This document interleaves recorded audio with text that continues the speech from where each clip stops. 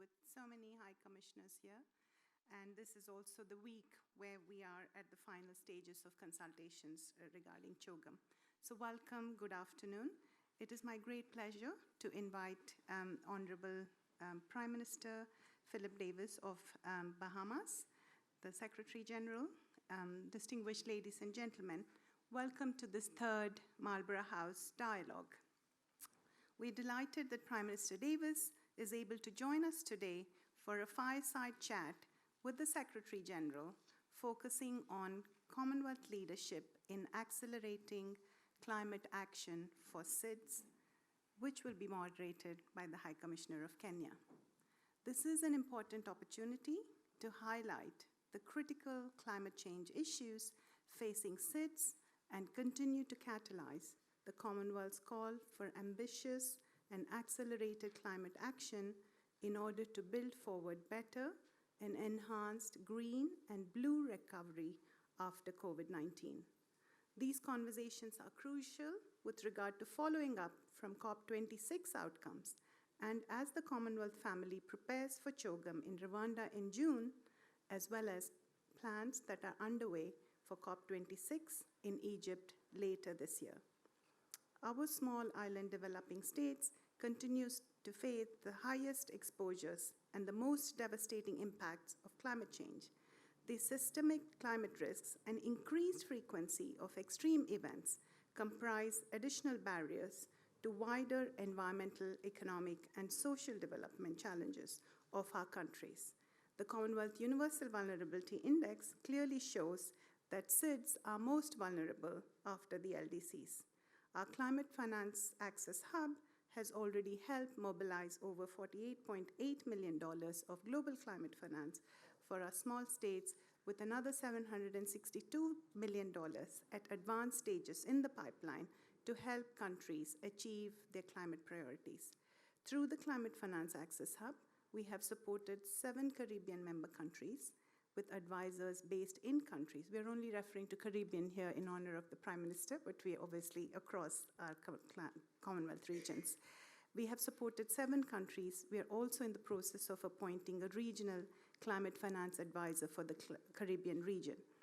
A collaboration with Bahamas government to strengthen public debt management and governance, which is supported by the UN India Fund, has been effectively providing technical support and capacity building for the Bahamas.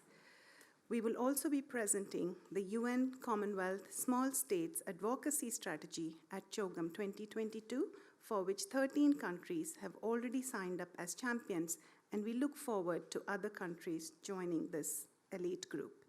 For many of our member countries, tourism contributes at least 30% of their GDP and employs up to 1/3 of the population. The Commonwealth Finance Ministers meeting in 2020 had focused on the significance of tourism for their economies. Since then, the Secretariat has been developing a Commonwealth Tourism Ministerial Working Group to exchange knowledge and best practices and deliver innovative national, regional, and international solutions for post-COVID economic recovery and to strengthen the tourism industry of member countries. We have about 3 countries which have signed up, but we would welcome more countries to join this group to discuss on common challenges and finding solutions regarding tourism. The Commonwealth Blue Charter, endorsed in 2018 at CHOGM, works through action groups devoted to ocean issues. These action groups are driven by member countries, led by champions. The proposed Commonwealth Living Land Charter, being presented at CHOGM 2022, provides an ambitious commitment aligned with the 3 Rio Conventions for reversing biodiversity loss, combating desertification, land degradation, and addressing climate change. The discussion today will focus on how the Commonwealth can maximize its convening and advocacy power to achieve sustainable development within the ambition for 1.5 degrees warming, and how the collective voice of SIDS can be championed for global impact. It is now my pleasure to hand you over to our Secretary General, the Right Honourable Patricia Scotland, for her opening remarks and to take over this SG.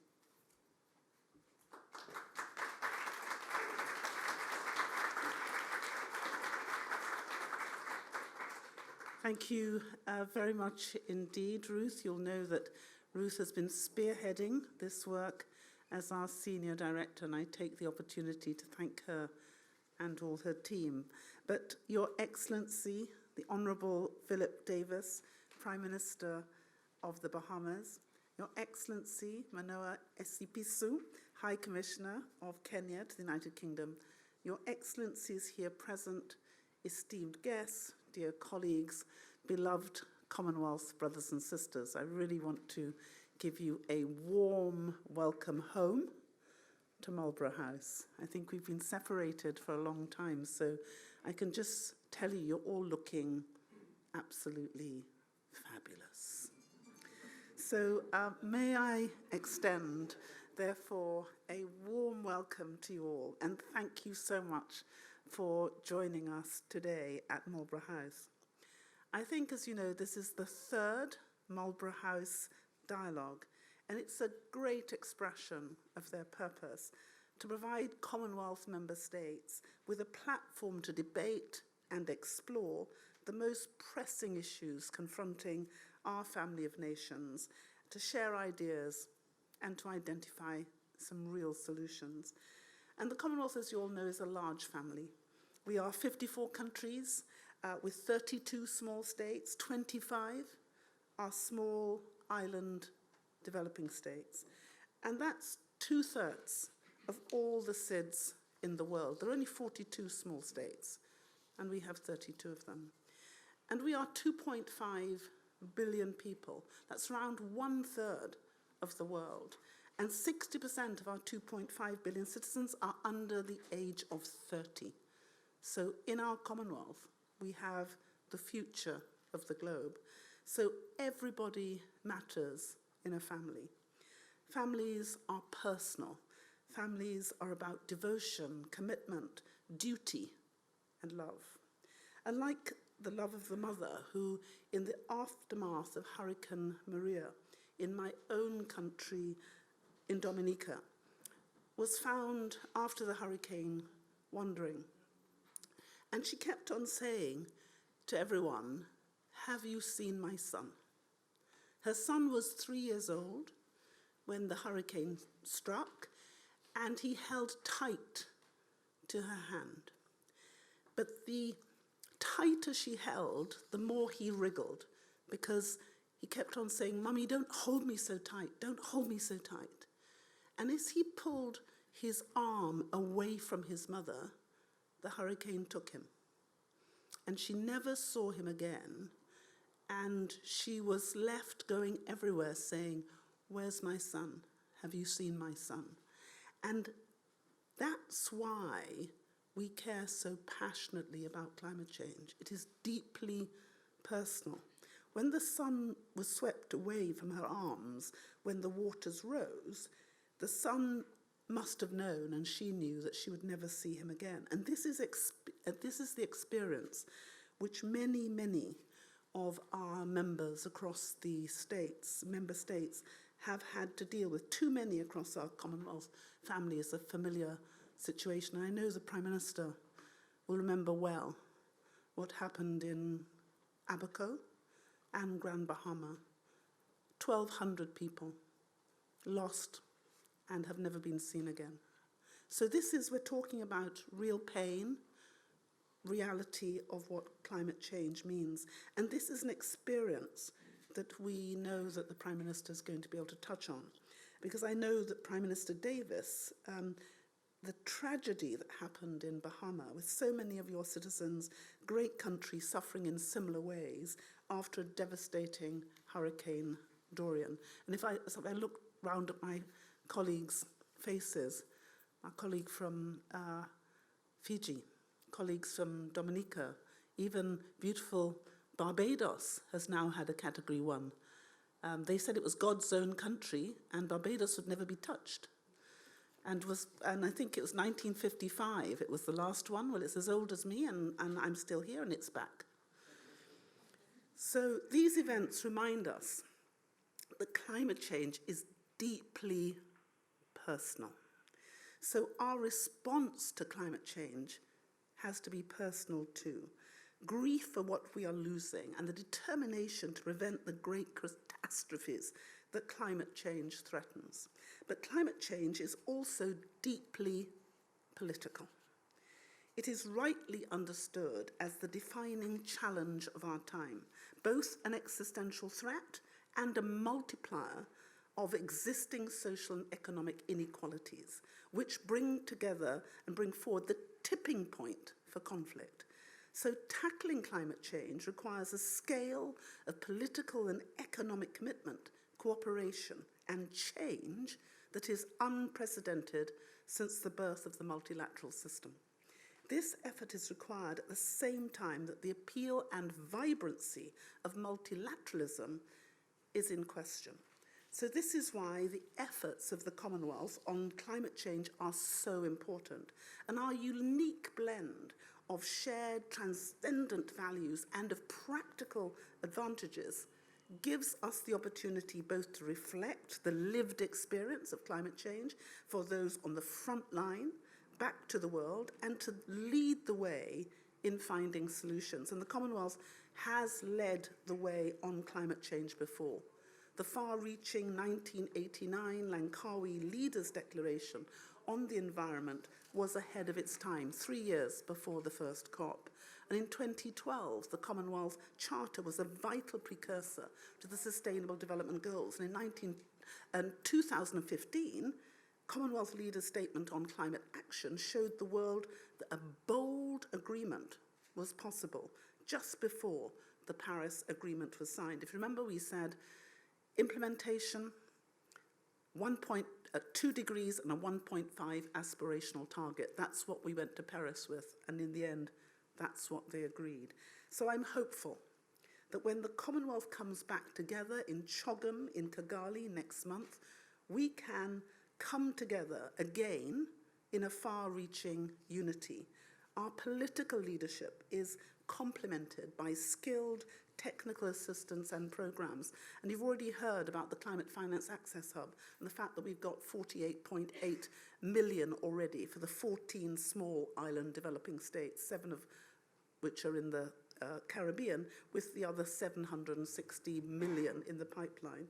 And the Commonwealth Blue Charter brings almost all of the 47 Commonwealth countries with a coastline to cooperate on ocean-related challenges and meet the commitments for sustainable ocean development. And our sustainable energy transition agenda aims to fast-track an inclusive, just, and equitable transition to low-carbon energy systems across the Commonwealth, something that I know the Prime Minister has been working on really, really hard. And may I just say, God bless you for that work. And our Living Lands agenda could be a game changer, just as the Blue Charter was a game changer. So this is all vital work, and we are really proud of it. But we know that in itself, it is not enough. It's a pleasure, therefore, to invite His Excellency Philip Davis, along with our moderator, His Excellency Manoa Isipusu, to the stage. Together, we will consider the nature and need for Commonwealth leadership in accelerating climate action for SIDS. But the experience of their two nations, of the people of the Bahamas and the people of Kenya, remind us what the front line of climate change looks like. So, Your Excellency Philip Davis, as you said at COP26, we cannot outrun hurricanes. We cannot outrun rising seas. But we can work together to be the difference we need to make in this world. And it's only if we are united as a whole Commonwealth that we will meet the existential challenges we face. And this is our task. That is the focus of our discussion today, and I'm looking forward to it immensely. And thank you, therefore, for allowing me to speak to you at this time. It's now my pleasure to hand it over to the wonderful Manoa, who, as you know, is one of the brightest stars from Africa, a renowned journalist, a wonderful diplomat, a man of few words, but when he speaks, you better listen. So over to Prime Minister Davis, but over to you, Manoa. Thank you,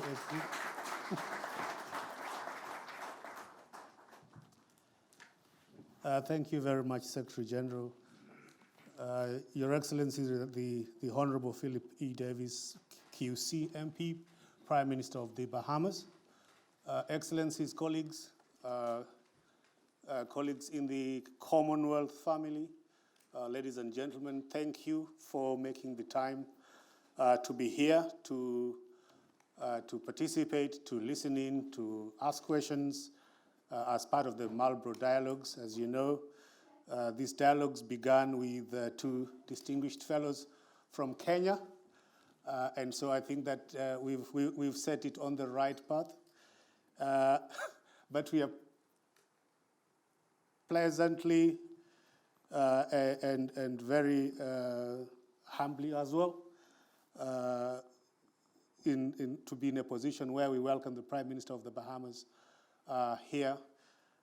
As you know, the Prime Minister has himself been a leading person in taking action around the climate, and he's done this taking a pivotal role at a very definitive time in our history. We think that the Marlborough House Dialogues allows him an opportunity to discuss with the Commonwealth family the steps he is taking, both for the Bahamas in the Caribbean, as well as putting him in a position to discuss with fellow leaders when he meets with them in Kigali in a month's time. And we look forward to being able to identify meaningful, actionable ideas to attain the 2030 Sustainable Development Agenda and targets of the Paris Agreement, as well as generally to advance the climate action in the run-up to CHOGM in Kigali. Without much ado, Prime Minister, I would like you to start off by giving your opening remarks and also maybe including in that what you see as the pivotal steps that need to be taken, the efforts that need to be made to make us progress from where we left in Glasgow and to where we're going in Egypt. Thank you, Prime Minister. Thank you, Your Excellency. I first start off by thanking the Secretary General for giving me this forum just to discuss some of our experiences with climate change. And I'm looking forward to continuing working with you in the months and years ahead. I think we all know that climate change is real.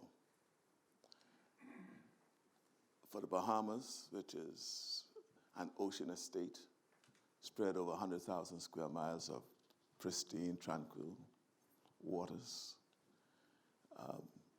more than 80% of our land mass is just about 1 meter above sea level.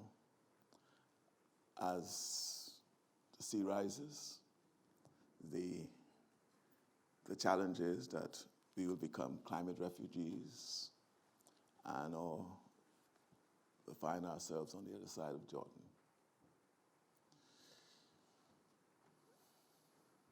As I said at COP26, every day is the Bahamas' yesterday. And soon is your today. And fast becoming all of our tomorrow. We have been having hurricanes for many years. And between 2012 and 2019, they're becoming more intense, more frequent. The loss and damage equally as exponentially growing. Our last hurricane, Dorian, visited upon us tragedy that is unimaginable. As you would have heard the Secretary General speak to the missing persons, over 1,200, the many lives that were lost, the property damage was estimated to be $3.4 billion, and an economy whose GDP is around $12 billion. Prior to Dorian, there was Matthew, which visited us in 2017, which cost another $780 million in property damage and loss. In 2016, we had another hurricane called Joaquin that cost us over $400 million in damage and loss. Fortunately, the latter hurricanes, we saved lives. When you look at the accumulation of the debts that came as a consequence of those losses, you can see the challenges small island developing states like ours would have. I dare say today that more than 60% of our debt is now directly related to the consequences of climate change. And where are we? I spoke to the fact that we are an ocean state covering over 100,000 square miles. But likewise, you have noted that our country has been voted to have the cleanest air in the world. Beneath that 100,000 square miles are seagrass, and it has now been acknowledged that our country has become the predominant garbage collector. You wonder why I say garbage collector? Well, the carbon sink that our country possesses and have been over the years has proven to assist the heavy emitters, the countries that are causing the giant footprints of carbon. And our country has been collecting all of that through our carbon sink, but we have not been paid for it. On another end, for us to work towards adaptation and mitigation, you need funding. There is a climate fund, but access to it is not as easy as the spoken words. They have criteria, in fact, that disqualifies us. From the Samoa pathway, we made an intervention at that time that the criteria for access to climate fund to assist small island development states like ours has to be revisited, and we then recommended a criteria that has been deemed or called the multidimensional vulnerability index. And that's been talked about since 2014-15. And up to COP26, we're still talking about it. And so in 2010, the industrialized countries committed and pledged to create this climate fund and committed to ensure that $100 billion be placed in that fund, with all the various countries committing their share. But to date, you ask yourself how much of that that pledge has actualized itself in real monies in the fund. Very little of it has been. at COP26, it was a renewed commitment, a renewed pledge. But I say small island developing states like ours, we are pledged fatigued. Because pledging and committing doesn't put funds in the hands of the small developing states to what they have to do to protect themselves and its people. And so when you speak about what Dorian has done to our country, the stories like that told by the Secretary General of her island state of Dominica is repeated hundreds of times. Speaking to her about 2 months ago, spoke to a lady who was about 45 years of age. She was married with 3 children. The whole family is washed to sea. She was able to cling on something. She doesn't even remember what she's clinging on. She was deemed missing for about 4 or 5 days until she was discovered near death. She recovered, but she doesn't know where her family members are today.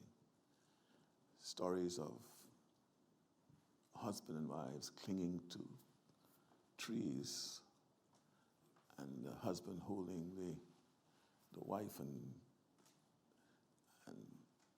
not being able to hold any longer because of the length of time and fatigue. And it goes on and on. And so this is real to me, and it's real to many of us in these small island developing states. And I'm so happy to have this opportunity just to speak, because the volume of our voices has to be turned up. And we need action and not just continuing talk. Because if we were acting from 25 years ago, and if we were doing the right things from about 25 years ago, why then are we still having hurricanes more frequently and more powerful? Why then are we having, the wildfires in California, the droughts in Africa, the floods in India and elsewhere around the world?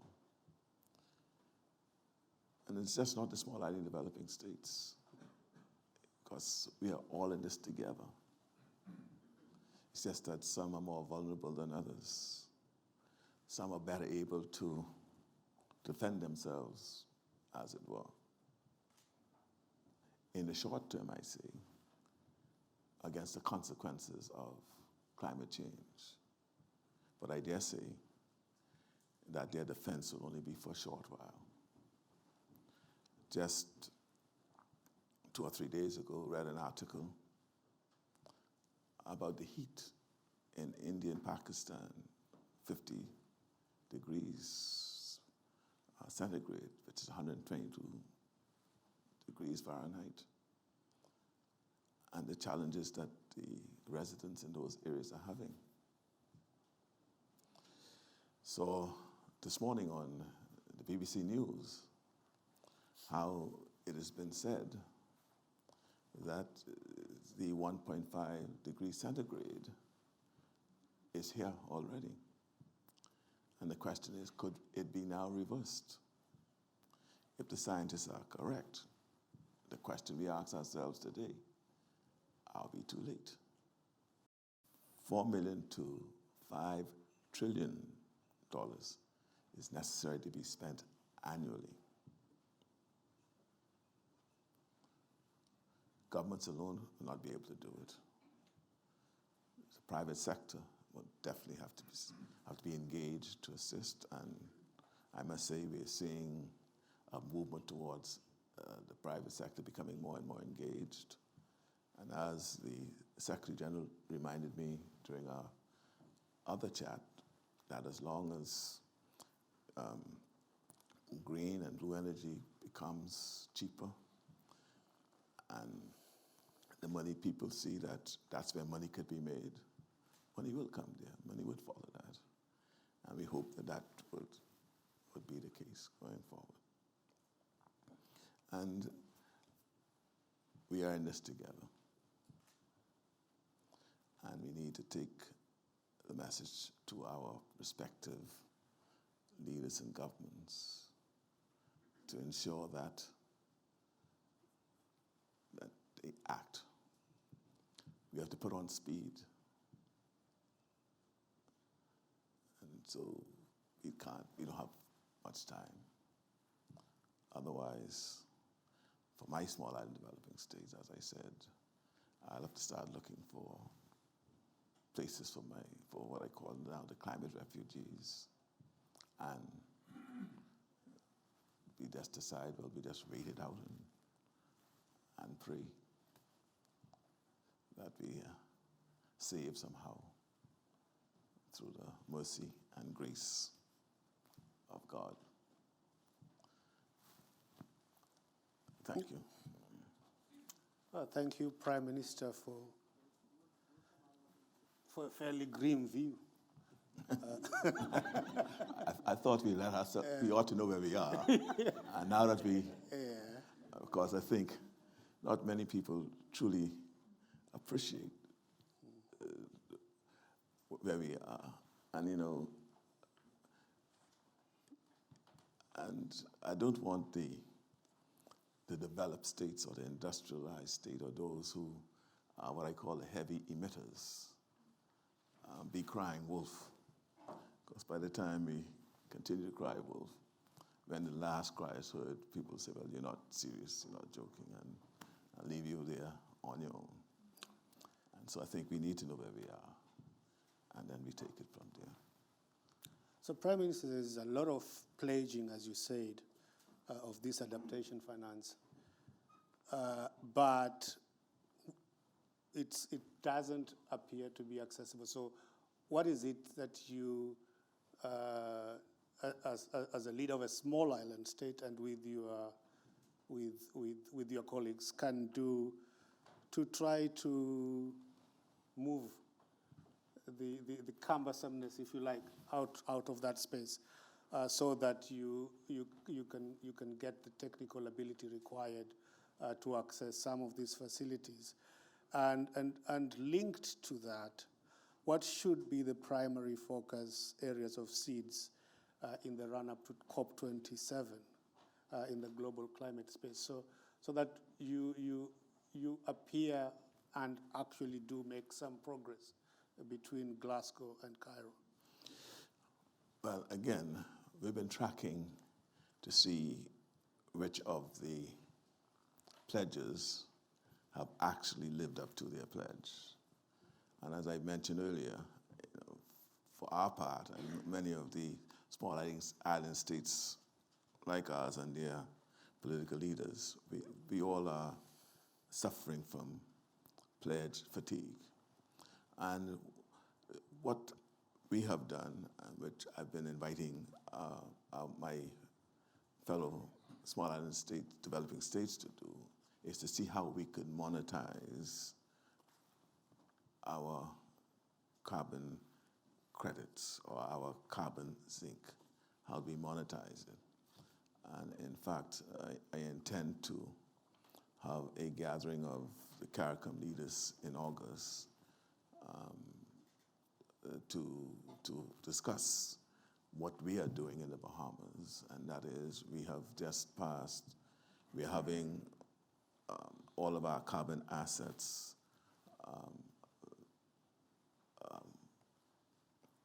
inventoried, verified, and then we are going to invite the voluntary market to participate in in buying credits from us to assist their offsetting towards net zero.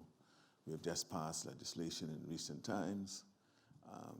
We have, and we are intending to see how we can also twin that with, we're even thinking of developing a coin backed by our credit assets, a digital coin backed by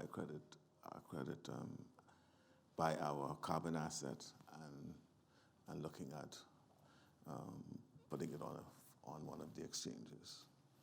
So those are some of the things we're doing towards it. I'm trying to get, because I say I'm an optimist, but I cannot sit by idly recognizing what has happened over the last 26 years, that we've been talking and talking, nothing happened.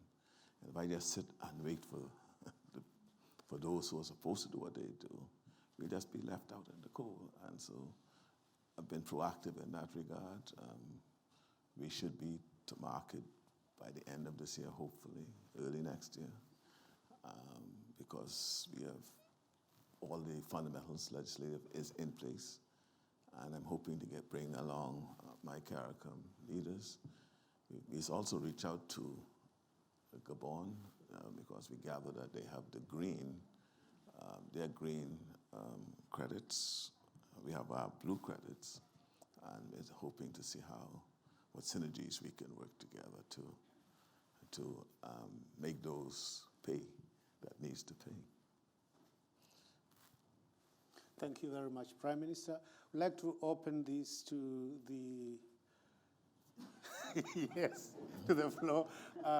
We will take questions in groups of 3.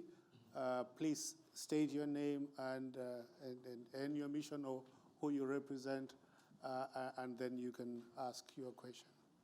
Let's start with my colleague from Fiji. Thank you, Excellency.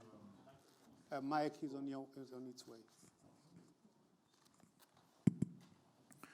Many thanks, Honourable Prime Minister, for those very, very straightforward messages and being passionate for the small states and seats. I just wish to take us back to what actually happened at COP26, for those of us that were there in the final days of negotiation. And we heard from Madam Secretary General the membership of the Commonwealth in terms of seats, 32 out of the global membership of 42, a very small voice. But we thank you, sir, for your continuous leadership. But the struggle that we face at COP26 was unimaginable. And I was lucky enough to be there for a few small states. They were trying to push through our voice under the great chairmanship of UK. But to me, coming after that, all those voices comes to no avail. And if I can just reflect on a few key issues that were fought by the small states, and seats particularly, during the final few days of negotiation in terms of the language that came out of COP26. So you mentioned loss and damage. Quite rightly, it was changed in the 11th hour. It was twinked by the biggest emitters in the world.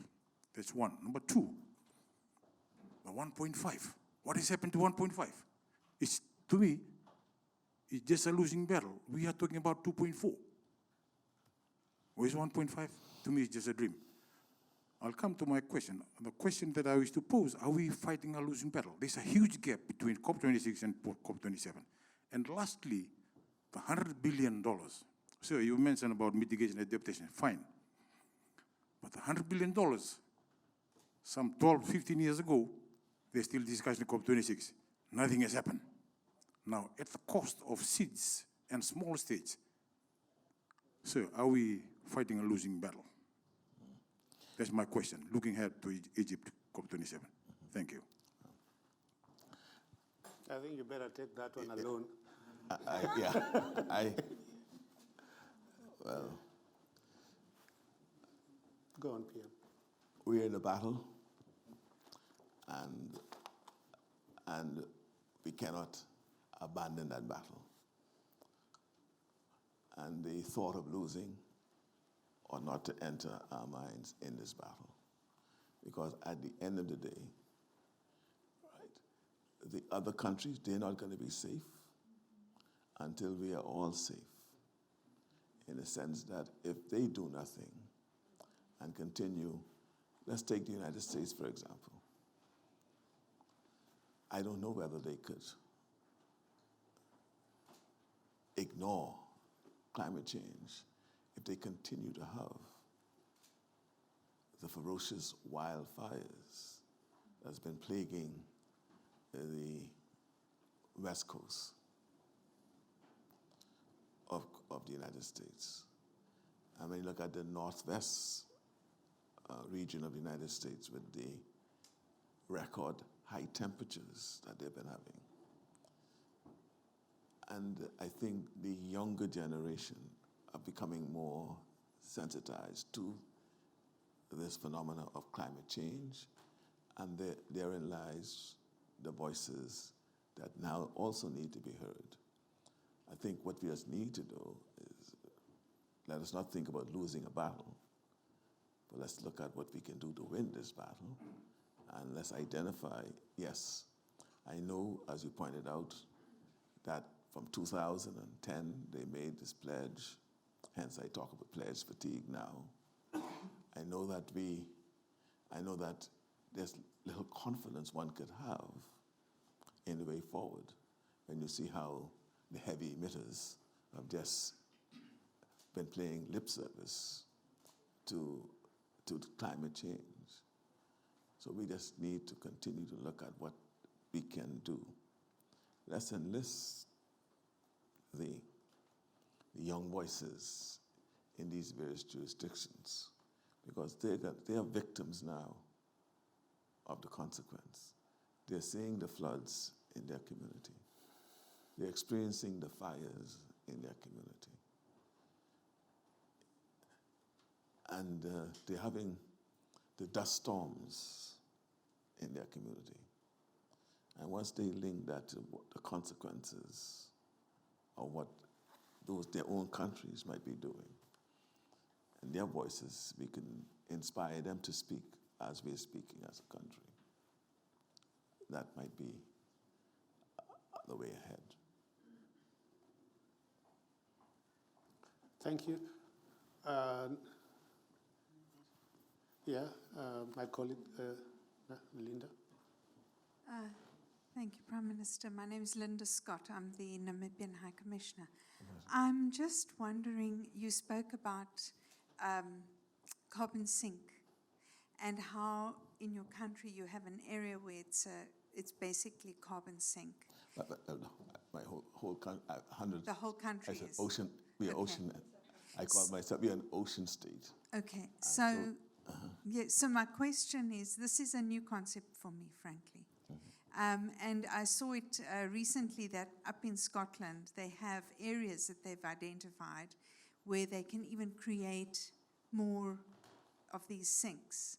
So how is your country working with other countries that are in a similar position to make more, to create more awareness around the whole sink issue? Concept, yeah. And how do you think you can monetize that? Yes, well, first of all, we are reaching out to other countries where we see that they are, in fact, moving to identify carbon sinks. Now, you have what I call the natural sinks, like what I call our seagrass that's in our oceans and our seas, mangroves, which are near our ponds and seas again. And we have limited green forests, but our major sink is our seabeds. And so we are working with others to, wherever we see someone is looking and going in our direction, we reach out to them. Hence, for example, we reached out to Gabon several weeks ago. And I sent a team there just to see what they're doing, how they're doing it, but they're dealing with what I call the green deforestation. How we monetize it is you first of all have to assess it And there are 2 agencies, name escapes me at the moment, that will verify that they are carbon sinks and that they do absorb the carbon. They look at what you're offering as your asset and your inventory. Let's say you may have 1,000 acres of seagrass. They will ensure that it's measured properly. They will assess it to see the amount of carbon it absorbs, and they'll put up, and there's a pricing mechanism that they have. And once it's priced, there are countries that will, what I call the heavy emitters, that will buy the zinc to offset their emissions. And then you have what I call the major industries that are heavy emitters, who likewise could buy your carbon credit to offset their emissions. Again, you mentioned Scotland. They are looking at creating carbon sinks. Well, the way we do it, what has happened is, as you all know, the climate change is a result of human activity and conduct. And so we were reckless in dealing with the forests, and so we had deforestation, which kills the green. A fisherman goes out to fish and they'll throw, instead of fishing regularly, they put bleach in the water, destroy corals and other fauna. And so there's also an effort to restore these habitats and these green, what I call sinks. And so we have, for example, a mangrove restoration project to ensure that we try to bring back all of our mangroves that may have been moved or destroyed by human activity. We're also introducing measures, for example, where if a development is taking place and they're going to move trees, right? One of the conditions they'll have to replant those trees somewhere else to ensure that if they're going to destroy mangroves, if we allow that, they will not be able to do it unless they replace them someplace else. And the penalty for it is to do it threefold. So if they move 4 mango trees, they'll have to put 12 someplace else, for example. So those are some of the measures we're looking at. And as I said, once you have those in place, there's a verification process where there are two companies, the name escapes me now, that verify them and you go to market. No, thank you, PM. Any more questions from the floor? SG, you have something? Yeah. Yeah. Because, of course, you're right in saying we can't give up, because this means if we do give up, we stop breathing, and that's not a healthy place to be.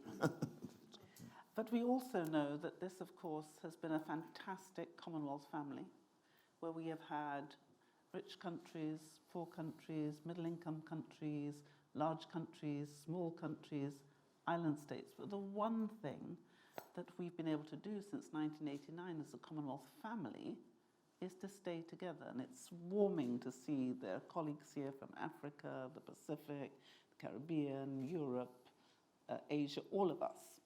So what would you say that we can do as a Commonwealth family? We've always been out in front. We've now got CHOGM coming up next month. What do you think we, as a joint family, can do to help the rest of the world to wake up? Yeah, I think, well, as I said earlier, turn up the volume, let our voice be heard louder and be more effective. But I think also part of the challenge has also been, and we discussed it briefly, is the lack of progress, to me, has been political change rather than political will. Political change in the sense that when governments change, there's usually the attitudes changes as well. And so I just use an example at COP26. You had Biden speaking and re-engaging, and he's happy to be re-engaging with the Paris Accord, and he was touting what they're going to do and recommitting again and repledging again. But prior to him, his predecessor had withdrawn. So you had a change that not only rolled back most of the progress that the leadership role that the US may have been able to take and carry us, and we were back again. So one of the initiative that I think as an organization we want to do is let's see how we could adopt measures or promote initiatives that could stop political change from stopping progress in the climate change consequences.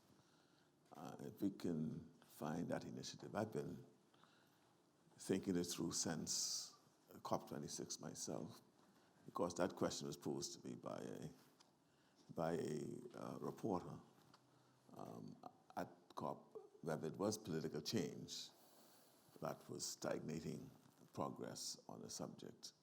And I had to pause and think, because when I was listening to Biden, what struck me was that he was just elected, and he's coming in and he's now re-engaging with the Paris Accord, and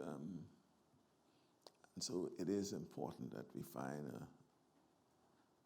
a mechanism to ensure that political change do not interrupt progress and or roll back progress.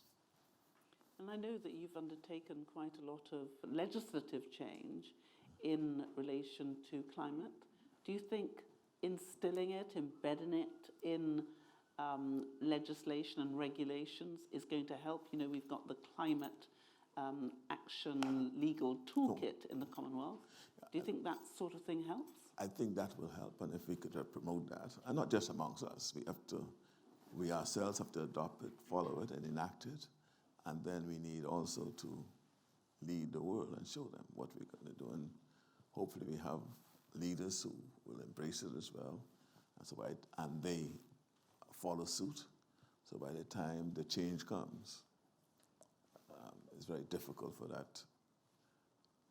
that agent to roll back what has happened.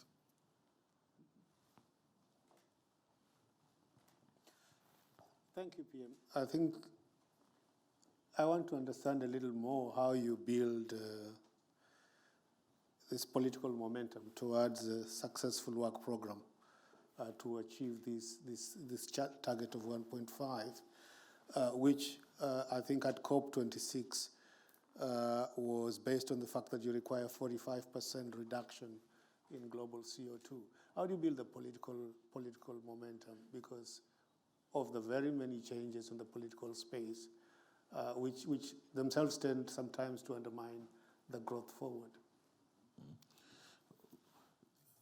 I think, again, we just have to ensure that we don't talk these things and just adopt and embrace the initiatives that the scientists have advised are the proper steps to take to achieve those goals.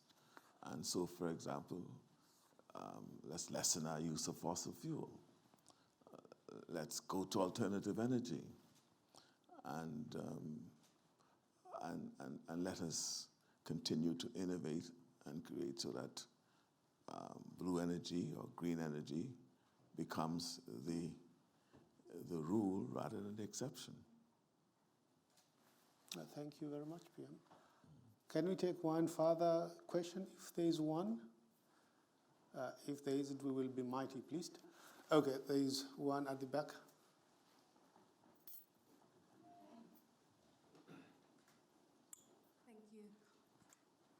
My name is Patricia from the University of Buckingham. We have many students from the Bahamas and actually many politicians from the School of Law. So my question is regarding legislations and regulations. And I wonder whether we need to look from the other side, regulating but not directly climate change. For example, I captured my attention on the mango trees that you were talking about. And that comes from the regulation of Convention on Biological Diversity the Bahamas has signed, protecting the genetic resources and traditional knowledge. So is there any other type of international regulation that we need to be strong in our voices for everybody to sign?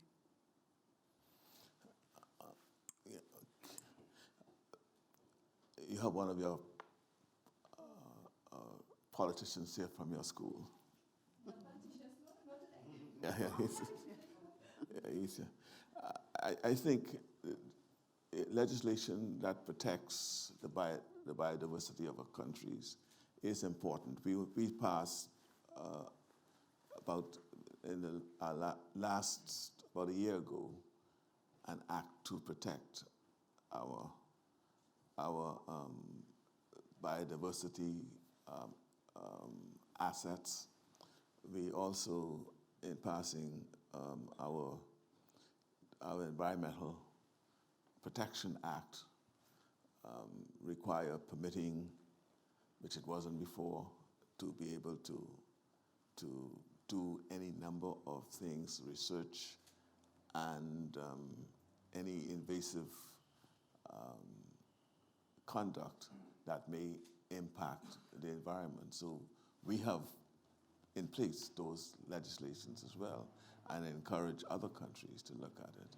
And again, I think part of the Commonwealth toolkit has directs us to those matters which you have raised. I think I can look around at every single country here present and know that many of your young people have been participating, whether it's Nigeria, Jamaica, Fiji, Bahamas, St. Kitts and Nevis, had a lot of people, Barbados, Belize, Namibia, all of them that I can see, Dominica, my own, because all of them have been involved in that. So I do want to take this opportunity to thank and praise you for doing that work on young people. But can I just ask you, because you were talking about the things that you said about sensitizing, and that's what you said at COP26. I remember it very powerfully. And we know that, particularly from what our colleague from Fiji said, we didn't all get what we wanted out of COP26. But if I could just ask you the two questions in terms of wrapping up. What do you think we did get out of COP26, if anything?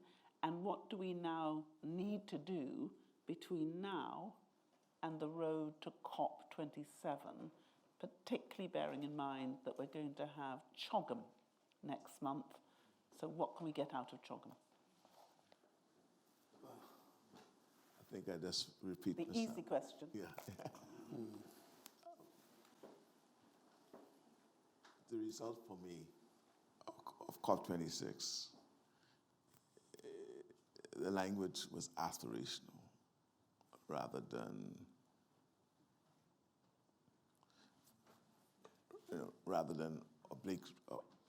making anyone obligated to do anything.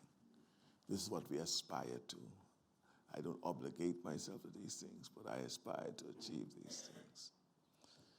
And I think at some point in time, what we should attempt to do is try to get commitments and obligations that has consequences at the end of the day. Because I think unless there's some consequence for failing to act, nobody will act. And they will continue to talk and kick the can down the road. So at CHOGM, I think we should address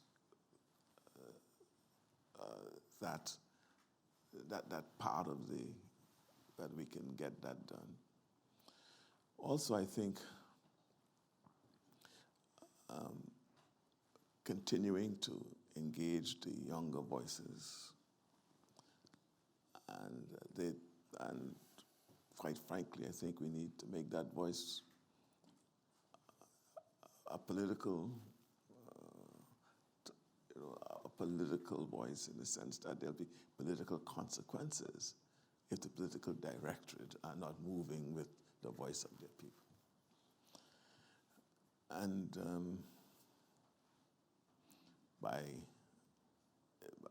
we also at CHOGM, we should also seek to have the small island developing states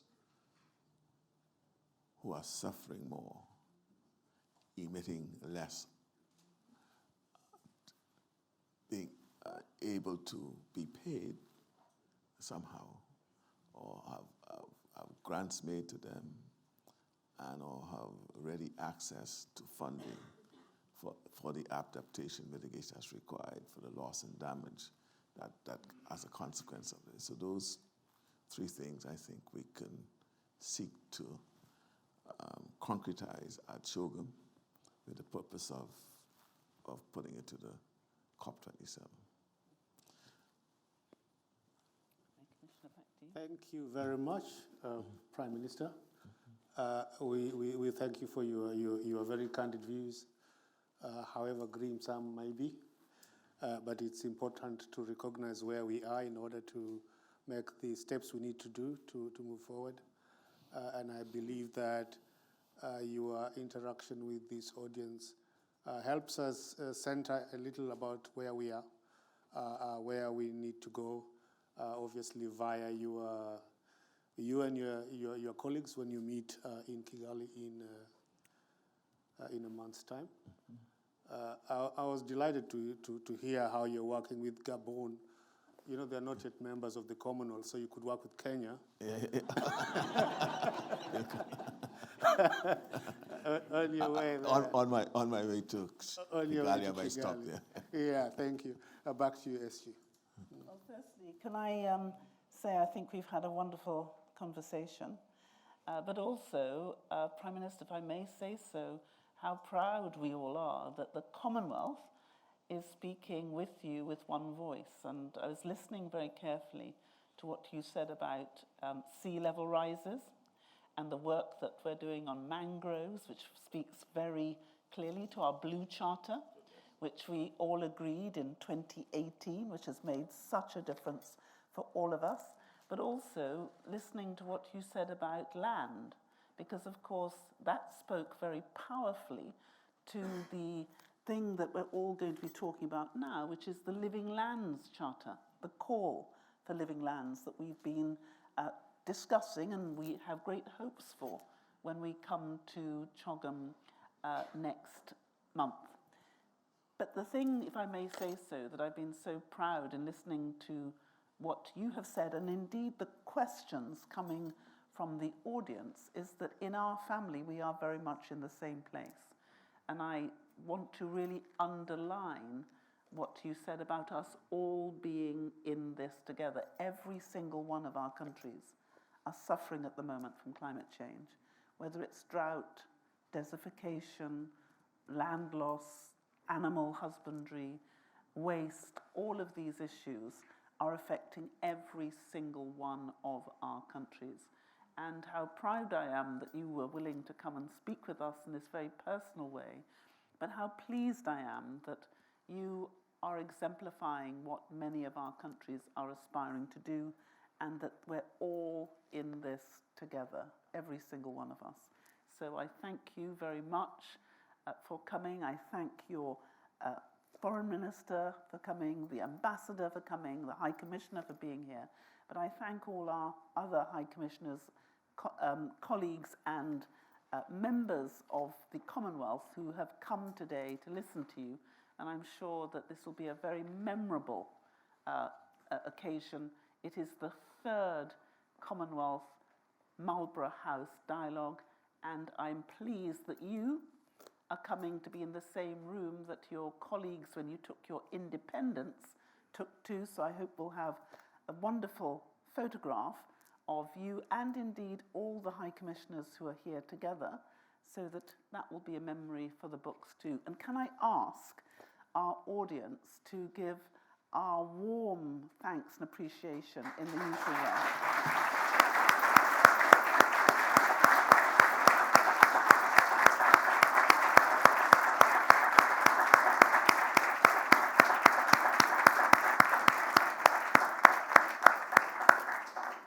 And I also think we need to thank the wonderful High Commissioner from Kenya, not least because he's done this with his wife.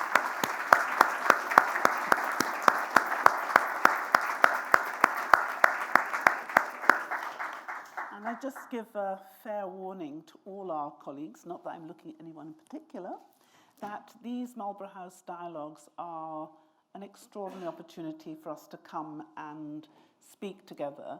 And I will be reaching out to various other of our High Commissioner colleagues to invite you to come and share with us and to do the role that's been done so ably by three of our High Commissioners today. We have the High Commissioner of St Kitts and Nevis, Dr. Isaacs. We had the High Commissioner for Australia, George Brandis, and now we have a wonderful High Commissioner from Kenya, Manoa Isipusu. So you are going to be next, so don't say I didn't warn you. And thank you very much to our wonderful audience.